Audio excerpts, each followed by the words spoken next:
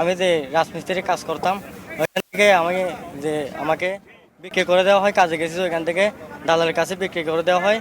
ওই দালালে বিক্রি করে দিয়ে আমাকে দালালের বিক্রি করে দেওয়ার পরে একদিন রাখছে ওইখানে টেকনাফের মধ্যে একটা পাহাড়ের উপর গুদামে। ওইখান থেকে আমাকে একদিন পরে পাচার করে দেওয়া হয় মায়ানমারে আমাকে ওইখানে মারধর করে টাকা নিছে 1 লক্ষ টাকা। 1 লক্ষ টাকা নেওয়ার পরে আমাকে 8 দিন 9 দিন পরে আমাকে আবার বড় বোর্ডে উঠে দেওয়া হয় যে নাকি মালয়েশিয়ার বোর্ডে।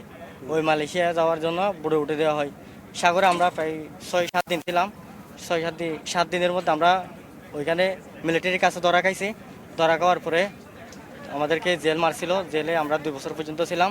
2 বছরের মধ্যে আমরা কিভাবে যে বাংলাদেশ চলে আসতে পারবো সেটা অনেক অনুভূতি ছিল। আমাদের মা বাবার সাথে যোগাযোগ করছিলাম, অনেক চেষ্টা করে আসতে পারি নাই। এখান থেকে বাংলাদেশ নৌবাহিনী গিয়ে আমাদেরকে উদ্ধার করে নিয়ে আসছে। বাংলাদেশ সরকার এবং বাংলাদেশ নৌবাহিনীকে আমার পক্ষ থেকে অনেক অনেক ধন্যবাদ। মায়ানমারে 2 বছর জেলে ছিলাম। 2 বছর জেলে বাংলাদেশে আসার জন্য অনেক অনুরোধ করতাম।